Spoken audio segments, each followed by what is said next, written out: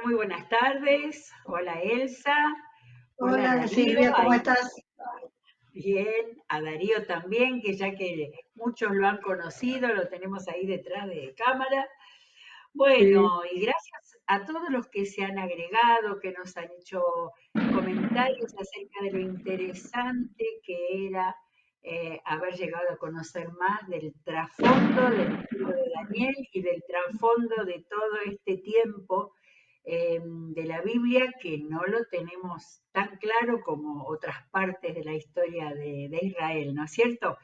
Bueno, a mí me claro, quedó sí. en la mente todo el tema del macho cabrío y carnero Y del y de todo carnero. exactamente que ayer nos explicaste, así que me parece que sería bueno que me hagas un resumen del capítulo 8, tan intenso, Bueno, con tantas cosas, a ver si se nos fija para después animarnos a leer el 9. claro, ¿Sí? bárbaro. Bueno, ayer habíamos visto bastante en detalle el capítulo 8, que es una visión que tiene Daniel aproximadamente en el año 551 antes de Cristo, en el tiempo de Belsasar, es decir, que todavía estaban los babilonios. Lo primero que ve en esa visión es un carnero, dice, estaba en la ciudad de Susa, que era una de las ciudades reales de los grandes emperadores de Persia. Veo un carnero de una gran fortaleza que tenía dos cuernos grandes pero desparejos. Se entiende que eso se refería a que era una alianza entre los medos y los persas y que amenazaba hacia el norte, hacia el oeste y hacia el sur. Por su gran potencia nadie se animaba a enfrentarlo. Hasta que de pronto aparece por el norte un leopardo que tenía nada menos que 4 alas y un cuerno gigantesco. Y viene a desafiarlo, viene directamente a desafiarlo. Se comienza una lucha encarnizada entre ellos, pero eh, el carnero que representa al imperio persa no puede defenderse contra el macho cabrío del cuerno ese tan potente que en realidad era Alejandro Magno, ¿no?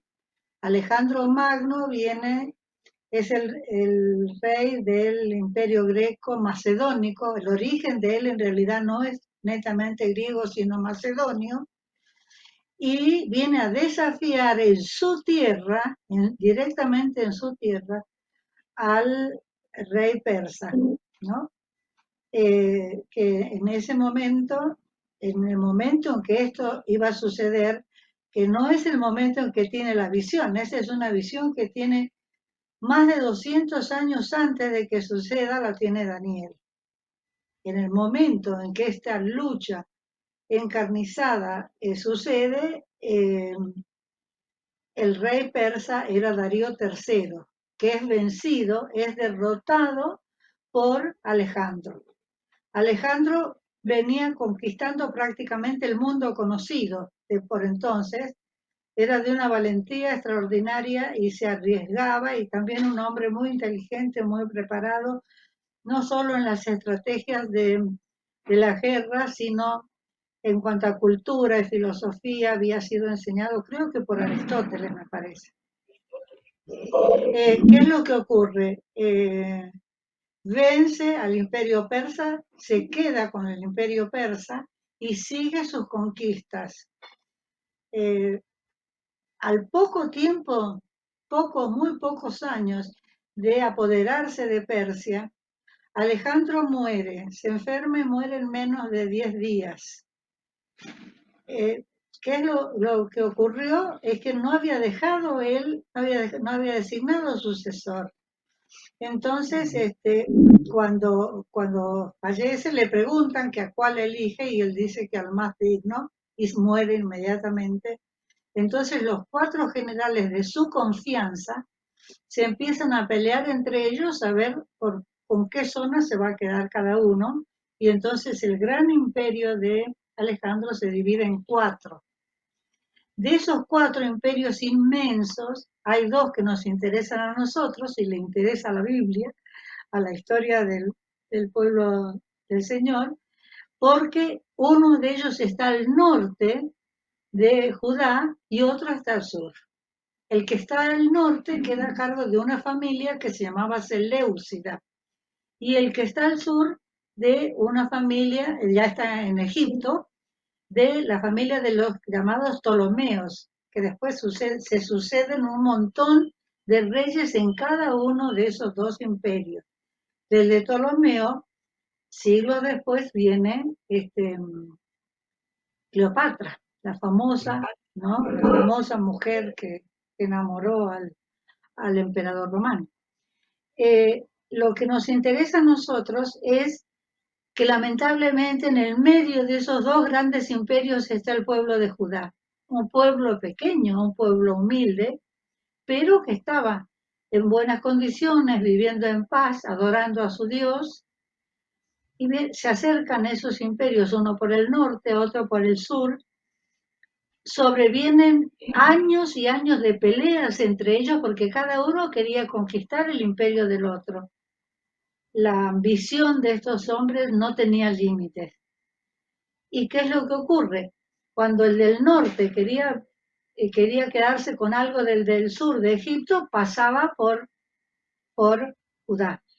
Y cuando el del sur tenía ganas de pelearse por algo, por alguna razón, con el del norte que tenía residencia en Siria y la ciudad capital era Damasco, la famosa Damasco del apóstol Pablo, tenía que pasar por Judá. También se la disputaban a Judá. En un primer momento, Judá quedó a cargo, o quedó bajo el dominio Ptolomeo, pero después los reyes, algunos de los reyes del norte, de los Seleucidas, se apoderó de la ciudad. Uno de esos peores reyes que sucedieron, pero después de fácilmente 8 o 9 reyes, fue uno tremendo que se llamó Antíoco IV Epífanes, que era un hombre tremendo que es en el que se enfoca el libro de Daniel, porque fue el hombre más destructivo para el pueblo de Dios.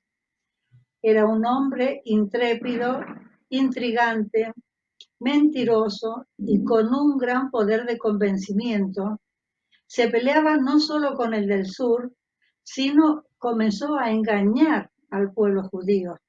Y a muchos de ellos convenció de sus palabras, de su cultura y de sus dioses, porque él lo que quería era lo que se llama helenizar a todas las ciudades por las que pasaba, ¿no es cierto?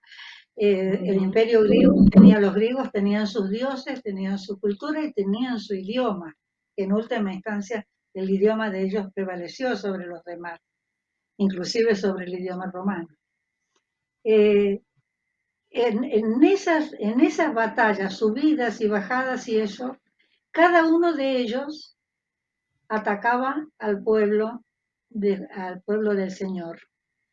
Y dice que Antíoco, uno de los motivos por el cual los odiaba con un odio que era inconmensurable, era porque tenían tanta fe en su Dios y no lo escuchaban a él, en general, salvo algunos traidores que hubo, como siempre hay en tan grandes multitudes, y se tenían la fe en un Dios que era inamovible y no le hacían caso, no lo escuchaban, y seguían con sus sacrificios en el templo, etc.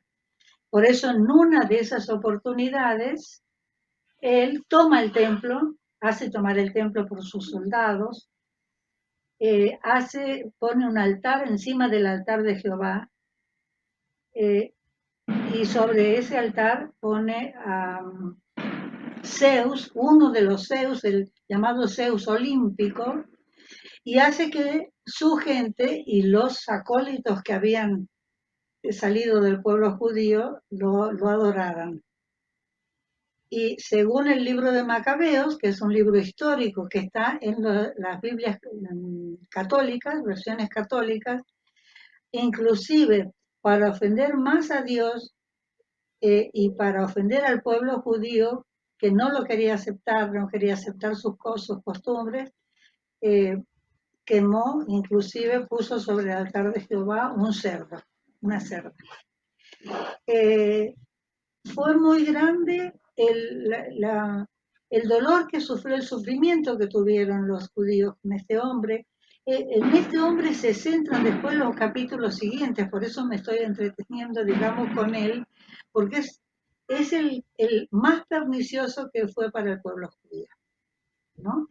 Hasta que fue vencido en una de esas pasadas para el sur, fue vencido, y cuando ya iba con el deseo de matar a todos, dice, no voy a dejar un judío vivo, tuvo un accidente en lo que él iba viajando, porque iba a una velocidad extrema, y cayó enfermo, cayó muy mal herido, pero absolutamente mal herido, y al poco tiempo murió.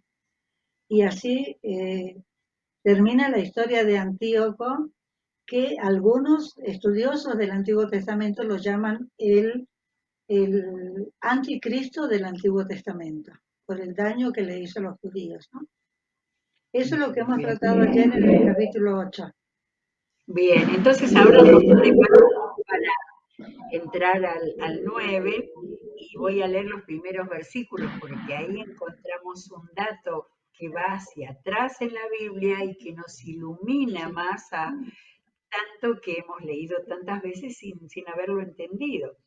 El capítulo 9 da otra indicación temporal, dice, corría el sí, primer año del reinado de Darío, hijo de Jerjes, un medo que llegó a ser rey de los babilonios. Cuando yo, Daniel, logré entender ese pasaje de las Escrituras, me encanta eso. Reconoce Daniel, ahí logré entender ese pasaje de las Escrituras donde el Señor le comunicó al profeta Jeremías que la desolación de Jerusalén duraría 70 años. Y entonces, como toda así es. Biblia tiene referencias, estas referencias al capítulo Claro, 25 de Jeremías, así que vamos a ver lo que decía Jeremías aquí. Cuando empieza el capítulo diciendo, esta es la palabra que vino a Jeremías con relación a todo el pueblo de Judá. En el 3 dice, el Señor me ha dirigido su palabra, yo les he hablado en repetidas ocasiones, pero ustedes no me han hecho caso. El versículo 4, además, una y otra vez el Señor les ha enviado a sus siervos los profetas, pero ustedes no los han escuchado ni les han prestado atención.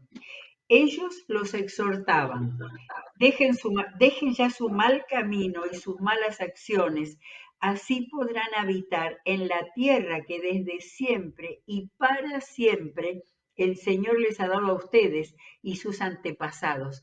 Ese era el propósito de Dios. El tema es cuando el pueblo hace cualquier otra cosa. Sigue el 6. No vayan tras otros dioses para servirlos y adorarlos. No me irriten con la obra de sus manos y no les haré ningún mal. En el 7 dice, pero ustedes no me obedecieron, afirma el Señor, sino que me irritaron con la obra de sus manos para su propia desgracia. Dice que logró entender. 8. Por eso así dice el Señor Todopoderoso, por cuanto no han obedecido mis palabras, yo haré que vengan todos los pueblos del norte y también mi siervo Nabucodonosor, rey de Babilonia. Los traeré claro, contra este país, contra sus habitantes y contra todas las naciones vecinas y los destruiré por completo. Los convertiré en objeto de horror, de burla y de eterna claro. desolación, afirma el Señor. Haré que desaparezcan entre ellos los gritos de gozo y alegría, los cantos de bodas, el ruido del molino y la luz de la lámpara. Todo este país quedará reducido a horror y desolación. Y estas naciones servirán al rey de Babilonia durante 70 años. Pedacito de Jeremías que en Daniel 9 dice que logró entender. Y aquí viene Claro. entonces Entonces, vuelvo a Daniel 9, entonces me puse a orar y a dirigir mis súplicas al Señor mi Dios. Leo un pedacito de la oración, Elsie, y después me contestas vos. Sí, pero te quería decir algo antes, que Dale. Daniel también se había dado cuenta, porque Daniel, es decir, no todos los judíos fueron llevados a Babilonia en una sola deportación. Hubo Claro. 3 deportaciones. En la primera de ellas, en la más antigua, que se calcula que sería después del año 605, vamos bien atrás, ¿no? Iba Claro. Daniel con el grupo en donde se llevaban al rey Joaquín. Él Ah, hizo la cuenta, entiendo que estaba en el año, perdón, que estoy mirando acá en la Biblia, en el año más o menos 539, 540. Entonces él hizo la cuenta y dijo, no falta tanto para 70 años.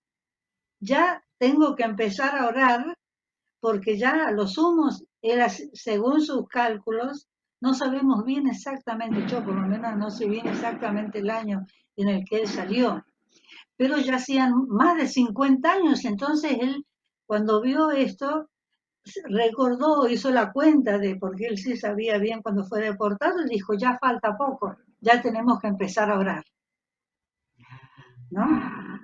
Falta bien. poco para los 70 años. Sí, sí, pero lo que estaba recibiendo con estas visiones eran terroríficas. Era que no venía la Sí, paz y la alegría, sino que no. seguía viniendo el castigo, ¿no? Claro, Por durante eso, 70 años, claro, durante 70 años. por eso, pero estas visiones del macho cabrío y del carnero también tenían que ver con lo que se venía después de eso. Claro, pero son muchos, 300 años después. Persia y Alejandro Magno fueron 300 años después. Por eso, Daniel, cuando ve estas visiones y eso se pone tan mal, hasta como que se desmaya, porque no entiende, no sabe ni a qué pueblo se están refiriendo.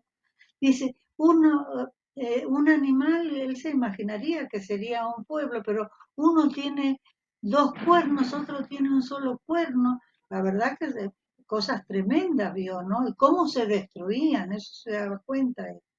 Y que eso de alguna manera, eso iba a perjudicar, iba a dañar al pueblo del Señor. Ahí está. Eso es lo que Por él eso sentía, ¿no?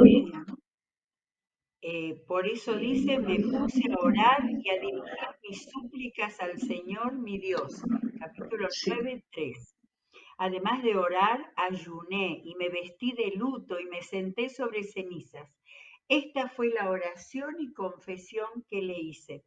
Señor, Dios grande y terrible, que cumples tu pacto de fidelidad con los que te aman y obedecen tus mandamientos. Hemos pecado y hecho lo malo, hemos sido malvados y rebeldes, nos hemos apartado de tus mandamientos y de tus leyes. No hemos prestado atención a tus siervos los profetas, que en tu nombre hablaron a nuestros reyes y príncipes, a nuestros antepasados y a todos los habitantes de la tierra. Tú, Señor, eres justo. Nosotros, en cambio, somos motivo de vergüenza en este día. Nosotros, pueblo de Judá, habitantes de Jerusalén y de todo Israel, tanto los que vivimos cerca como los que se hallan lejos, en todos los países por los que nos has dispersado por haberte sido infieles. Señor, claro, mira, Silvia, sí, en esta primera parte, perdón, en esta primera parte, él hace una alabanza a Dios. Le dice, Dios grande, dice, Dios que siempre ha sido fiel con nosotros. En todo lo que te hemos pedido nos has hecho caso y nos has dado. Y ahí ahora empieza la parte donde eh, él sigue haciendo, empieza y casi termina haciendo confesión de pecado, poniéndose al frente de su pueblo. Pero él comienza la oración diciendo, Dios grande, poderoso y terrible. No, es una manera de alabar al Señor, ¿no? Y decirle, sí, siempre fuiste fiel con tu pueblo y tu pueblo no te respondió. claro, claro. La fidelidad de Eh, Dios, ¿no? la amenaza tan claro que Dios le estaba mostrando es claro, la amenaza del temor de lo futuro, es lo que hace que él claro. pudiera hacer esta oración. Leo el 8 y después 8 y 9 y seguís con el 10. Señor, tanto nosotros como nuestros reyes y príncipes y nuestros antepasados somos motivo de vergüenza por haber pecado contra ti. Pero aún cuando nos hemos rebelado contra ti, tú, Señor nuestro, eres un Dios compasivo y perdonador. Así que seguí Ahí adelante está. con el 10. Bueno, lo que quería destacar del 8 que acá vemos, el tipo de líder que era Daniel, que él no tenía ningún, era un líder dentro del palacio y dentro de los que conocían al Señor, pero él se había ido, lo habían llevado a Babilonia entre los 14 y los 18 años, se piensa. Todos estos pecados que él menciona eran de sus mayores, porque él había sido un niño o un jovencito, pero como un líder ejemplar, él se pone al frente del pueblo de Dios. No dice, ellos pecaron, mis padres pecaron, mis mayores no escucharon a los profetas, dice, yo con ustedes no pequé, ¿no? Creo que eso tiene que haber sido del agrado del Señor, ¿no? Que Él se incluya entre ese pueblo pecador, ¿no? Del que desciende por otro lado. Y vamos al 10. Señor y Dios nuestro, no hemos obedecido ni seguido tus leyes, las cuales nos diste por medio de tus siervos los profetas. Todo Israel se ha apartado de tu ley y se ha negado a obedecerte. Por eso, porque pecamos contra ti, nos ha sobrevenido las maldiciones que nos anunciaste, las cuales están descritas en la ley de tu siervo Moisés. Es decir, Señor, vos has sido piadoso con nosotros porque nos advertiste lo que nos iba a pasar y nosotros, ¿qué hicimos? No te hicimos caso. Entonces nos pasó. Tú, vamos al 12, tú has cumplido las advertencias que nos hiciste a nosotros y a nuestros gobernantes y has traído sobre nosotros esta gran calamidad. Jamás ha ocurrido bajo el cielo nada semejante a lo que sucedió con Jerusalén. Él recuerda la Jerusalén destruida completamente, el templo quemado, las casas quemadas, las murallas de la ciudad destruidas y sus puertas, es decir, que la tierra arrasada. Señor, el versículo 13. Agrego de lo que tengo acá en las referencias de mi Biblia, Sí, una cita de esto que Dios les había ordenado en Deuteronomio 27:15. Dios les había dicho, maldito sea quien haga un ídolo, ya sea tallado en madera o fundido en metal, y lo ponga en lugar secreto. Es creación de las manos de un artífice y por lo tanto es detestable al Señor. Una de claro, las muchas veces que Dios claro. les había Bueno, prohibido la idolatría. yo creo que si hay algo de lo que habla el Antiguo Testamento es de la idolatría. Y si hay algo que nuestro Dios detesta por sobre todos los demás pecados, es la idolatría. Es decir, poner a cualquier ídolo, a cualquier ídolo de madera, de plata, de oro, de lo que fuera, al lado de él, como si fuera un Dios igual que él, ¿no? Me acuerdo cómo se lamentaba el Señor cuando decía un carpintero hace un mueble, después hace las patas del mueble, después con lo que sobra se hace un ídolo y va y lo adora. Y ustedes, le dice al pueblo judío, ustedes a mí me olvidan, ¿no? Fue, lo hacían y lo hacemos sufrir a Dios nosotros, ¿no?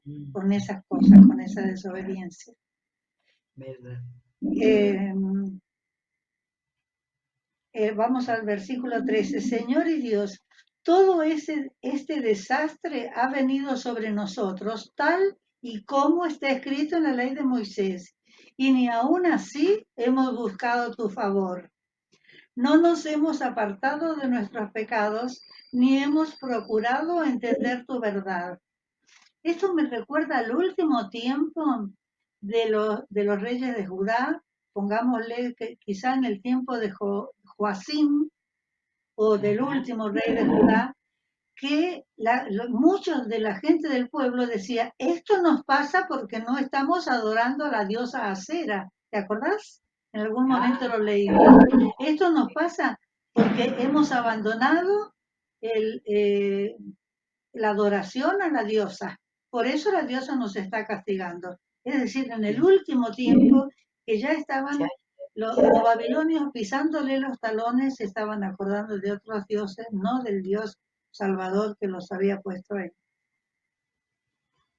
Dice el 14, tú, Señor y Dios nuestro, dispusiste esta calamidad y la has dejado caer sobre nosotros, porque eres justo en todos tus actos. A pesar de todo, no te hemos obedecido. Señor y Dios nuestro, que con mano poderosa sacaste de Egipto a tu pueblo y te has hecho famoso, como hoy podemos ver. Hemos pecado, hemos hecho lo malo. ¿Cómo se nota el dolor de esta confesión, no? Hemos pecado, hemos hecho lo malo. Aparta tu ira y tu furor de Jerusalén, como corresponde a tus actos de justicia. Acá empieza la petición, que en este caso, y así debe ser siempre, la última parte de nuestra oración o de las oraciones tiene que ser la petición, ¿no? Empezar con una alabanza, seguir con arrepentimiento y confesión, y se termina la oración con petición. A mí me parece, por lo menos yo a veces empiezo por la petición, hago al revés, ¿no? Hacemos al revés. Entonces dice, aparta tu ira, el versículo 16, y tu furor de Jerusalén, como corresponde a tus actos de justicia. Ella es tu ciudad y tu monte santo. Por nuestros pecados y por la iniquidad de nuestros antepasados, Jerusalén y tu pueblo son objeto de burla de cuantos nos rodean. Y ahora, versículo 17, y ahora Dios y Señor nuestro, escucha las oraciones y súplicas de este siervo tuyo. Haz honor a tu nombre y mira con amor a tu santuario que ha quedado desolado. Es decir, le pide al Señor que mire no solamente a ellos, no solamente a las personas, sino al santuario, el templo y la tierra que les había dado el Señor. Esa es la tierra llamada la tierra deseable. Claro. Haz honor a tu nombre y mira con amor a tu santuario que ha quedado desolado. Préstanos oído, Dios nuestro. Abre los ojos y mira nuestra desolación y la ciudad sobre la cual se invoca tu nombre. Al hacerte estas peticiones, no apelamos a nuestra rectitud, sino a tu gran misericordia. Qué frase hermosa, porque dice, mira, no, Señor, no tengo ningún mérito para pedirte. Solamente te pido porque sos un Dios misericordioso, ¿no? Eso es lo que quiere decir. Porque nuestra rectitud no se puede vanagloriar, porque él dice, no apelamos a nuestra rectitud, porque claro, no la tenemos nosotros, no la tenemos los seres humanos, ¿no? Sino a tu gran misericordia. Y acá viene el versículo 19, que es tan esplendoroso. Dice, Señor, escúchanos y actúa. Perdón, Señor, escúchanos. Señor, perdónanos. Pide el perdón reiteradamente. Señor, otra vez, atiéndenos y actúa. Es decir, hace algo. Lo último que le pide es que haga algo. Primero que los escuche, ¿no? Y los atienda. Dios mío, haz honor a tu nombre y no tardes más. Tu nombre se invoca sobre tu ciudad y sobre tu pueblo. Qué maravillosa oración, ¿no? Una maravillosa oración y que él se queda esperando la respuesta, ¿no? A ver qué pasa. ¿Qué pasa con ese regreso y con esa tierra que tienen abandonada, ¿no? Está abandonada, no hay, iba a decir está abandonada la ciudad, pero ya no hay, en realidad no hay ciudad, ¿no? Hay que rehacer desde las puertas y las murallas, el templo y las habitaciones de los que después volvieron, ¿no? Y después viene un pasaje bastante difícil, ¿no? Que se llama, que lo titula acá la Biblia, las 70 semanas. Dice, yo seguí hablando y orando al Señor mi Dios, le confesé mi pecado, sigue hablando Daniel, ¿verdad? Y el de mi pueblo Israel, y le supliqué en favor de su santo nombre. Se acercaba la hora del sacrificio vespertino, y mientras yo seguía orando, el ángel Gabriel, a quien había visto en mi visión anterior, vino en raudo vuelo a verme y me hizo la siguiente aclaración. Daniel, he venido en este momento para que entiendas todo con claridad. Tan pronto como empezaste a orar, Dios contestó tu oración. He venido a decírtelo porque tú eres muy apreciado. Presta pues atención a mis palabras para que entiendas la visión. De acá que nos queda, qué convencimiento. Dice, tan pronto como empezaste a orar, Dios contestó, ¿no?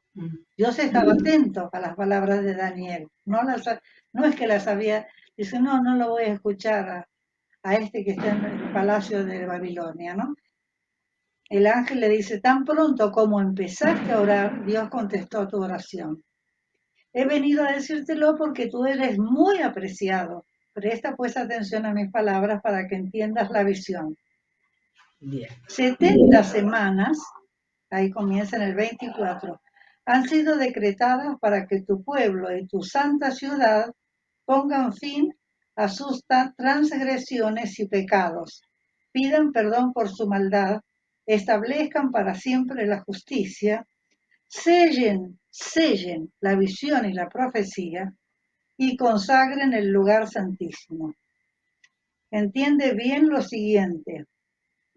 Habrá 7 semanas desde la promulgación del decreto que ordena la reconstrucción de Jerusalén hasta la llegada del príncipe elegido. Con respecto a esto, Silvia, vemos que dice, entiende bien lo siguiente, divide las semanas. En principio, dice, son 70 semanas, pero son 70 semanas no de días, sino 70 semanas de años. Es decir, en vez de una semana tiene 7 días, acá en la profecía, una semana tiene 7 años. Y son 70 semanas que hacen, creo que 490 me parece, ¿no? 490, ahora se los voy a confirmar. No es la primera vez que se habla de semana de años en la Biblia, porque en Levítico, lo tengo anotado, en Levítico 25.3 y 25.8 se habla de 7 semanas de 7 años, 7 semanas de 7 años cada uno, que hacen 49 años. Es decir, si 7 semanas hacen 49 años, quiere decir que cada semana tiene 7 años, no 7 días. Y esto es cuando se dispone, el Señor dispone y le dice a Moisés que cada 49 años tiene que haber un año de jubileo. ¿Y cómo le dice? 7 semanas de 7 años cada una. Es decir, que no es en el libro de Daniel la primera vez que se menciona esto. Y con respecto al libro de Levítico, en ese mismo capítulo se dispone que se labre la tierra cada 6 años y el 7º año la tierra descanse. ¿Te acordás? Si descansen los animales, si descansan las personas. No solamente porque hace bien a la tierra, que también es por eso, sino porque es una manera de confiar en Dios. Es decir, ellos tenían que decir, este año no hacemos nada, pero Dios nos va a proveer para la comida y para el vestido, ¿no es cierto? Lo que habían guardado, los árboles que siguen floreciendo y siguen dando alimentos, ¿no? Y Claro. cuando se cumplieran 7 años así, 7 veces, era el año 49, que era el año que se llama jubilar, el año del jubileo, que es el año que todo el año era de fiesta, cada 49 años. Porque cuando uno lee acá en Daniel es como que aparece por primera vez.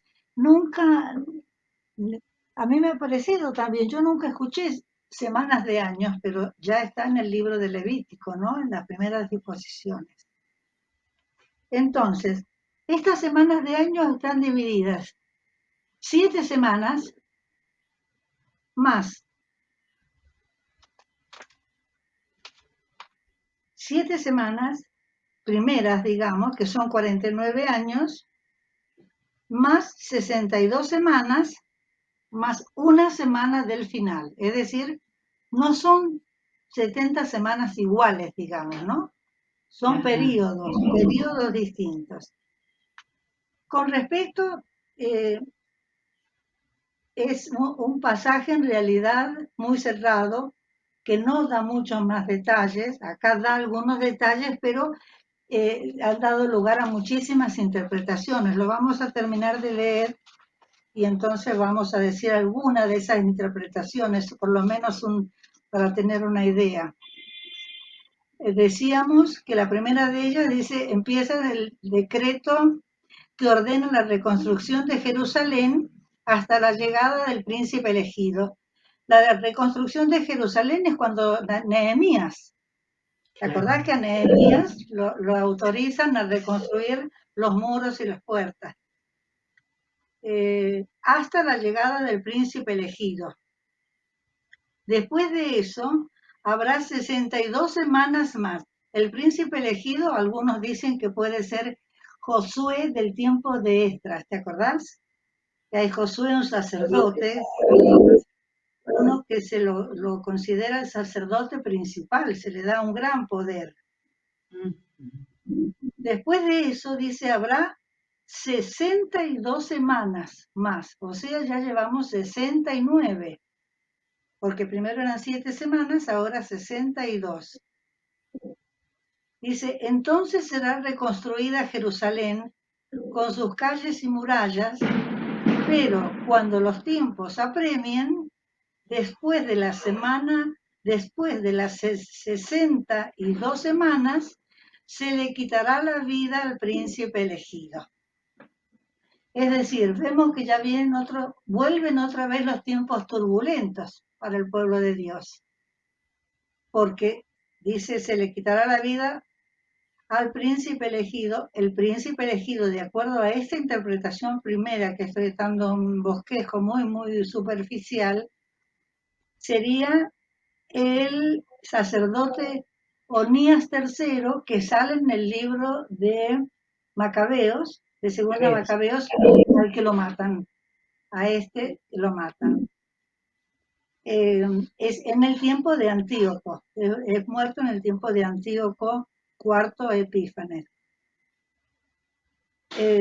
Dice, bueno, el 26, lo leo de nuevo, después de las 62 semanas se le quitará la vida al príncipe elegido, que es el sacerdote Onías.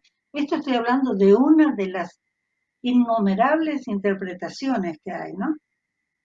Porque no está claro que se estuviera refiriendo a Jesús, al Mesías. No está claro. Pero hay interpretaciones que dicen que es el Mesías. Yo soy partidaria de esa interpretación, que ahora la voy a dar la segunda. Estoy dando como los dos extremos de interpretaciones. Ajá. La que yo he leído con detenimiento es la del erudito Elvis Carballosa, que lo pone la fecha para Jesús, digamos, ¿no? Esta que estoy dando ahora es como anterior. Y dice, pero cuando se le quitará la vida al príncipe elegido, estamos hablando del tiempo de Antíoco, el año 170 a.C.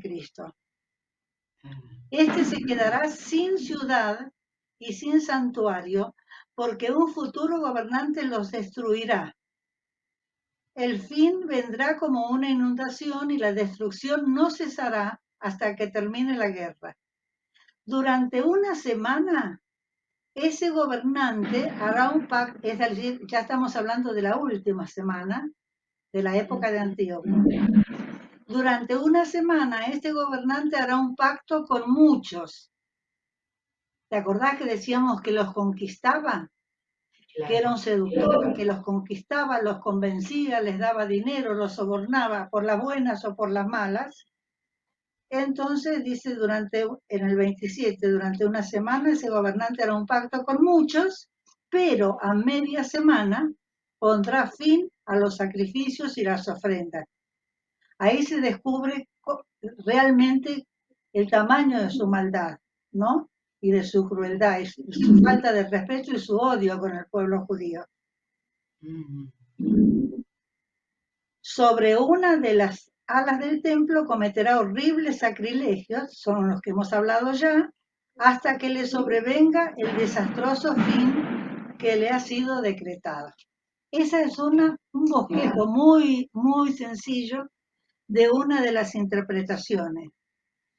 Ahora ya te digo que es un abanico de interpretaciones. Por mencionar otra, vamos a decir que la de Evis Carballosa, que interpreta que cumplidas las primeras 7 semanas, o sea, 7 semanas de año, que son 49 años, desde la orden de la reconstrucción del muro de Jerusalén, en el libro de Nehemías, capítulo 2, y agotada la semana de 60, la semana 69, porque te acordás que habíamos dicho, hay una semana, después hay 60, la semana 69, después nos queda una al final. La semana 69 son 483 años y dice que esa fecha coincidiría con la muerte de Mesías, en el año 32 o 33 después de Cristo. Esta es una de las interpretaciones que en las 70 semanas incluyen a nuestro Señor, ¿no? Como que ya fue profetizada su muerte. Hasta acá, terminemos acá porque esto hay que digerirlo, hay que volver a mirar, es muy fuerte realmente todo, aún las posibilidades, ¿no? Pero por lo pronto queda claro la turbulencia de esos años que nosotros no teníamos explícito dentro del Antiguo Testamento, ¿no es cierto? Lo tenemos por medio de los profetas y la historia que sucedió realmente nos permite interpretar alguna de estas. Ahora, está terminando el 9, falta el 10 y el 11 todavía, que vienen más revelaciones, ¿no es cierto? Sí, el 10 y el 11 sigue poniendo el foco en ese tiempo de los reyes del norte y del sur, lo podemos abreviar un poco, porque es poniendo en detalle, son todas trifulcas entre ellos que suben, que bajan, que se pelean, el dominio de Antíoco, después que Antíoco lo matan, hacen alianzas con matrimonios, el hijo de un rey con la hija del otro rey, pero después todo eso se cae porque nada, no tienen ningún fundamento de Dios, entonces son todas, nunca llegan a tener paz entre ellos tampoco. Así que lo vamos a hacer mañana, si Dios quiere, resumido para ya ir encaminándonos al precioso capítulo 12, que es el de la esperanza, ¿no? Capítulo 12 de Daniel.